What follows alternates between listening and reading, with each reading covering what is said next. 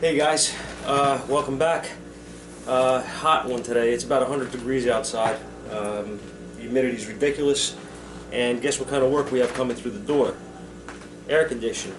Everybody that's waited till the last minute for the first real hot day to get here has wanted to have their car fixed.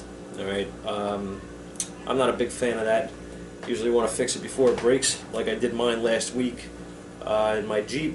I charged it up and drove it home. It was nice and cold, and I figured I would find out where that small leak that I have is coming from and figure it out sometime during the week. But guess what? My Jeep, being as kind as it is and loves me so much for taking such good care of it, decided to show me where the leak was as soon as I arrived at my house when the condenser exploded. So I got to put a condenser in my Jeep, but that's alright. I wanted to talk about AC work, guys. It seems like it's almost like electrical work. People don't know what really is involved in diagnosing electrical problems in cars unless they do it for a living. AC work is kind of the same way. I don't really know where I want to start here. I guess what I'm really getting at is air conditioning work could be something simple, as in, you know, it's low on Freon, it has an O-ring that's leaking, something like that, and it's a pretty quick, easy fix. Or it could be something more involved, right? It could be one end of the spectrum to the other.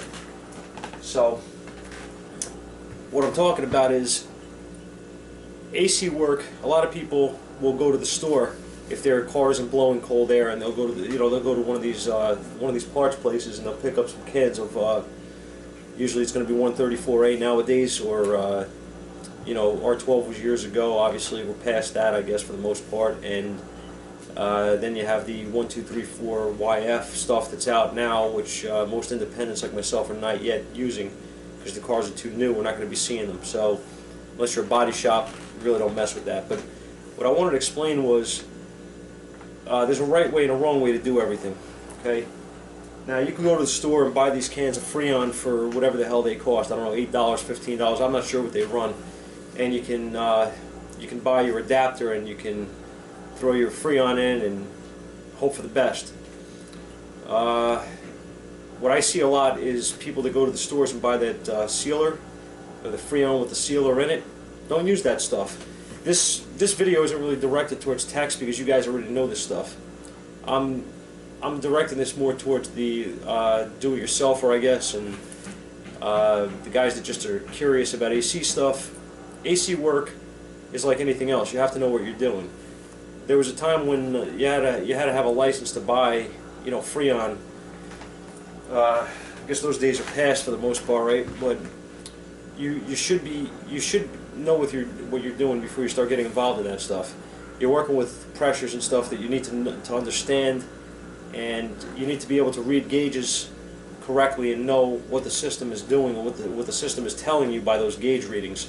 If you don't, you're going to cause more damage than good, like most other things, right? So if you're a do-it-yourselfer, unless you're a guy that has some experience, I mean, I'm talking a layman, a guy that really doesn't know what he's doing. He's going to go to the store and buy these adapters or whatever to charge the system up in some cans of Freon. I don't recommend it. You need gauges at the very minimum to work on AC systems, and that is the very minimum. You need to be able to read the pressures, okay, and understand them. With the machine, the reason that if you come into a shop and you get charged a service fee, we charge a service fee at our shop for doing air conditioning work. Meaning, when I hook that machine up to the vehicle and I'm going to perform a service with that machine, there's a charge, okay? There's overhead for me. That machine is $6,000.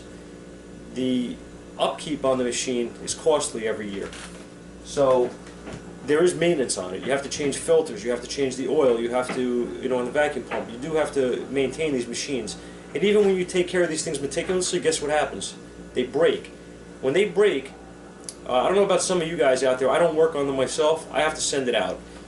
So I send it out and it comes back repaired and warranted, and it's $900 or $1,000. These things are expensive, there's a lot of overhead, okay? So there is a charge every time I use that machine. Now, that machine is not simply injecting Freon or charging the system, okay? the machine is used for multiple things. First of all, you're going to evacuate the system with it. You're going to be able to tell when you evacuate the system how much Freon came out of that particular vehicle. So what's the system hold? You look at the spec. Is it 2 pounds of Freon? Well, we just pulled out .44. We have a problem, right? We have a leak someplace.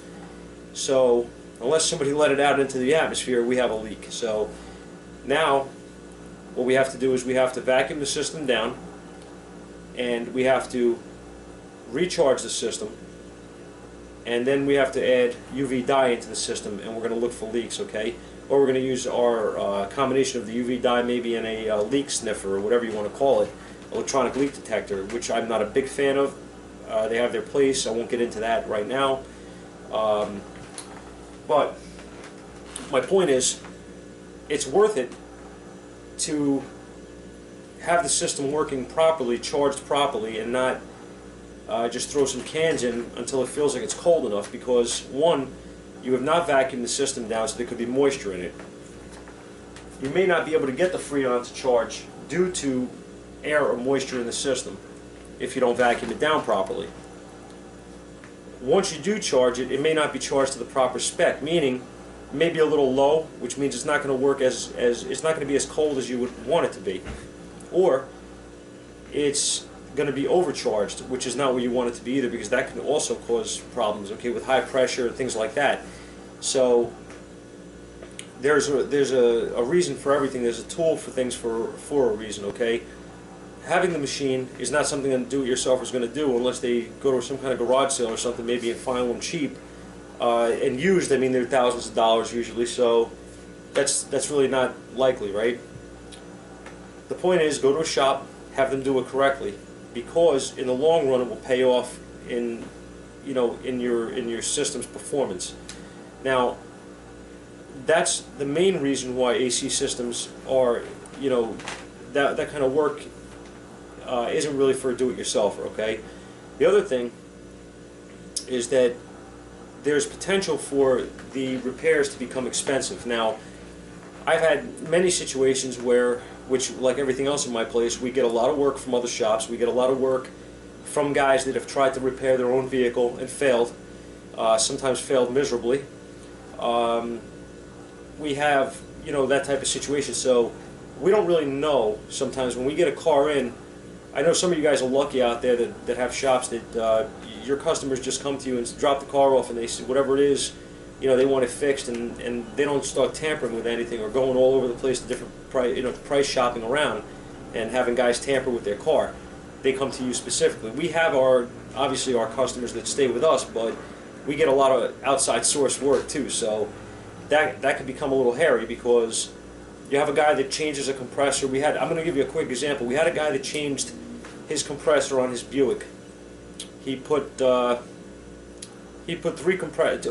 compressors on from the same place, and he came to us. He said something else is wrong.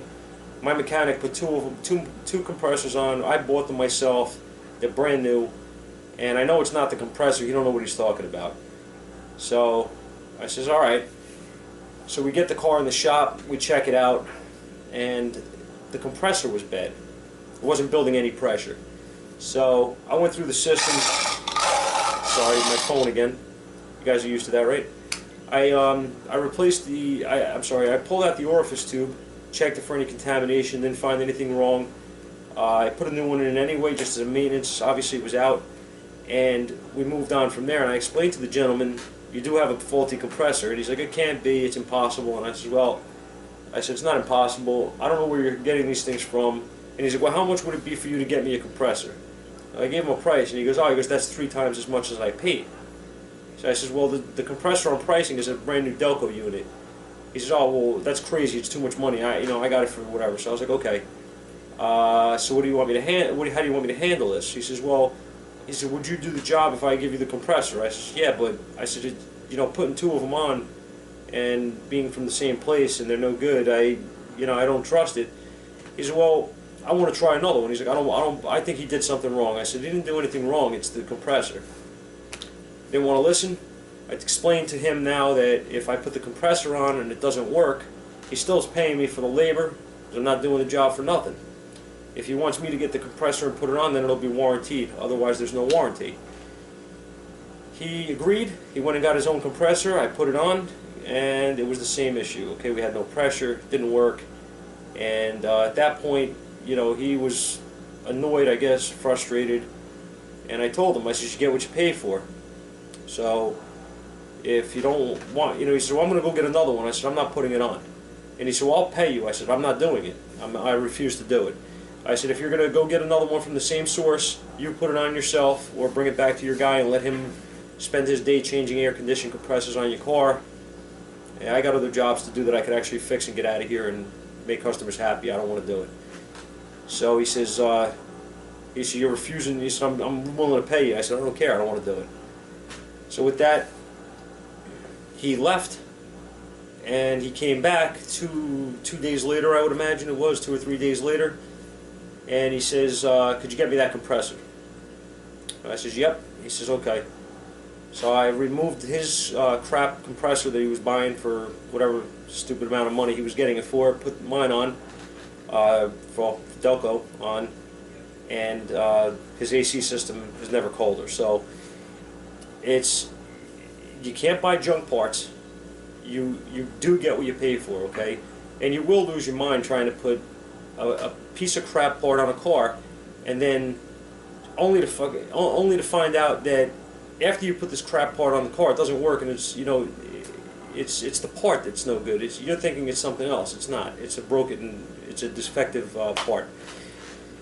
So that's one example, right? I could give you a lot more, but I won't even bother with that. What I wanted to show you, though, is I have a trucking company next door to me. They're friends of mine. They're a serious outfit. They got some beautiful trucks, and they also have air conditioning, obviously, inside their vehicles, and they need the AC working on days like this. So I had gone next door. We usually go back and forth, you know, guys, and say hello to each other during the day, and when we get a break in the action, and we have a good relationship like that. So I wandered over there a couple days ago, and one of the brothers was working on his brother's the other brother's truck, trying to get the AC going, and he says, hey, what do you think of this? So he showed me this compressor, which was failed, to say the least. And when I looked at it, I was actually a little bit shocked, because the top of the compressor had a hole in it. I'm going to show you the pictures at the end of the video, but it had a hole in it pretty much like this in the top of the compressor, to see all the inner workings of it, right? It's pretty cool. It was like a cutaway view, right? So I says, well, what do I think? He goes, yeah, what do you think? And I was like, I think you're screwed. He goes, how so?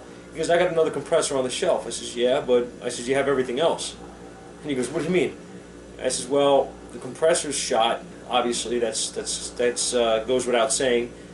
You need an orifice tube, a condenser, an evaporator, some hoses, you know, receiver dryer, whole 9 yards, right? And he goes, nah. He goes, I'm just going to change the receiver dryer and the compressor, and, you know, give it a shot, charge it up. And I was like, nah, it ain't going to work. And he's like, why do you say that? I was like, because you'll see.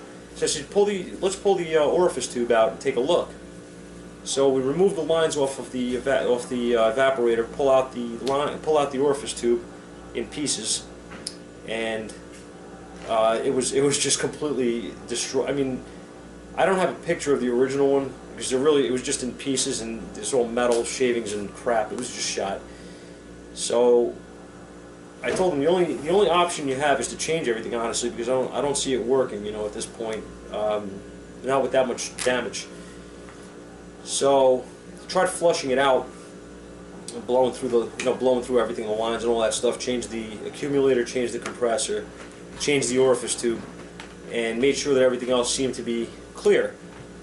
And of course, I'm skeptical, because I've been here before. I've seen you know, damaged AC systems due to bad compressors. If a compressor fails, and this is just a tip, guys, if a clutch goes bad on a compressor and you change the unit and the receiver dryer, you should be good to go. Okay, it's the clutch, it's external. If you have a compressor that has an internal failure like this thing had, then you're not going to get away that cheap. I'm sorry, but that's just the way it is. You're gonna have clogged. You're gonna have a clogged system. All that crap that's in there from the compressor is going to go through the whole system. And the coils and everything inside the evaporator and the condenser are very small. This stuff is going to get stuck in there. And if you don't get all of it out, and you won't, I promise you won't, if you don't get all of it out, that stuff will work its way through the system again when you put it back together, and it will destroy the new system, whatever new components you put in. That's my clock. My wife's clock. Sorry. 6 o'clock. Thanks. So, if you have that kind of a failure, you're going to be spending some money to fix it. Now on the truck, it kind of works the opposite of cars. The parts are not the parts on a car are not that expensive usually for like an evaporator or a condenser. For the trucks, they're extremely expensive. For the cars, the labor is usually what's expensive because it's a pain in the neck to take the evaporator out. Because a lot of times you got to remove the dashboard, things like that, you know. On the truck, it's a lot easier to remove the stuff, but the parts are expensive, so it's kind of, right? So anyway, what I'm going to show you is we did change the compressor, the accumulator, and we put a new orifice tube in, and then I charged it up for him with my machine, and made sure everything was to spec. Oil, all that good stuff, right? We started the truck, and it ran maybe 30 seconds or something like that, and I saw the low side. For you guys that are familiar with AC, the high side was at about 110 to 140 roughly, okay? The low side was at about 10 as soon as we started it. And I says, oh yeah, we got a problem. So he says, I says, it's not cold, right? He goes, it's cool air. I said, raise the truck up just a little bit.